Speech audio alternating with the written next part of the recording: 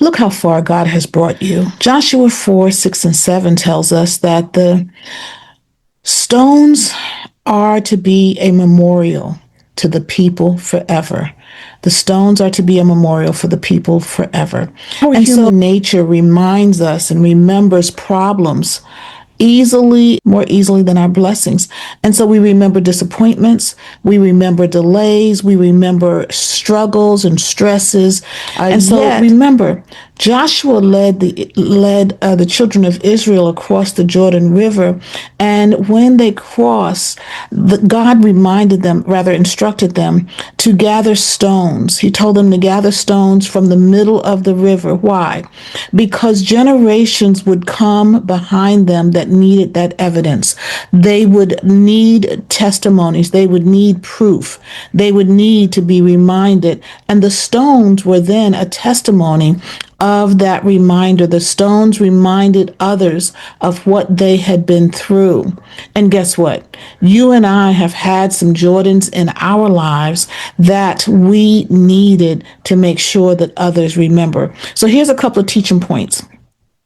Faith grows through remembering. That's right. Faith grows through remembering. And we want to be able to share with others what we've been through. And what we focus, and rather oftentimes we forget God's faithfulness. We forget and fear increases. But when we remember God's faithfulness, faith increases. Let me say that again. When we forget God's faithfulness, fear increases. But when we remember God's faithfulness, then faith increases. And so here's the thing. The same God who provided before is able to provide now. The same God who healed is able to heal again. The same God who opened doors is able to open doors again. And the same God that closed doors is able to close doors again. Some doors needed to be closed because they would have been detrimental to our success, detrimental to our destiny. And so our teaching point number 2, testimony creates expectation. That's right. Revelations 12 and 11 says, they overcame by the blood of the Lamb and the word of their testimony. And so testimony is evidence. And evidence reminds us that God is still working. It reminds us that God is still moving and that God is still answering prayer. And so every testimony becomes a reminder of God's character. Point number 3, don't rush past the victory. That's right. Don't rush past the victory. Sometimes we pray for breakthroughs and immediately we want to move on to the next problem. Immediately we want to just dismiss it and move on to the next thing. But let's stop. Let's stop and celebrate even the little things. Let's stop and remember what God has done and how he's brought us through. Let's be mindful to pause for the little things. We often want to thank God for all of the big stuff that happens, but we need to remember the little things that God has done for us and acknowledge God's faithfulness even in those small things. And today is a day to remember.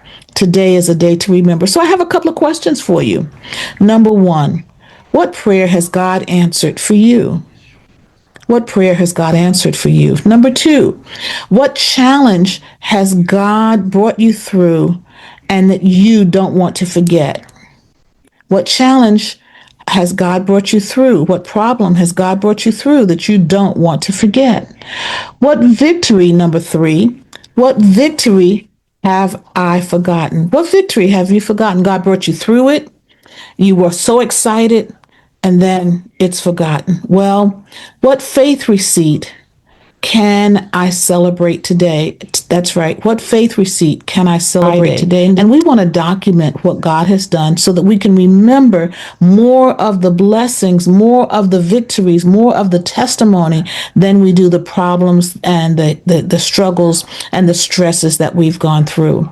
So here's your challenge for today. This is your faith challenge.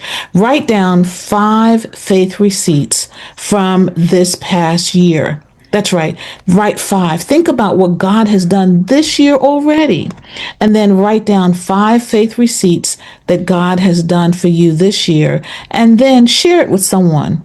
Share it with someone. Just like the children of Israel, the reason the stones were collected was so that other generations would see and ask questions. Share with someone what God has done for you. And so my closing thought for you is what God has done before becomes the fuel for faith today. Again, what God has done before becomes the fuel for faith today. And so that is my sharing for today. I certainly hope and pray that you have been inspired. And if this has been a blessing to you, if you've seen yourself somewhere in this sharing, click the subscribe button, click the like button, first of all, and let me know that you like it so that this will help bring content to others. Hit the subscribe button so others can see and you won't miss out on anything. And that bell, click the bell. We don't want you to miss a video when they come out.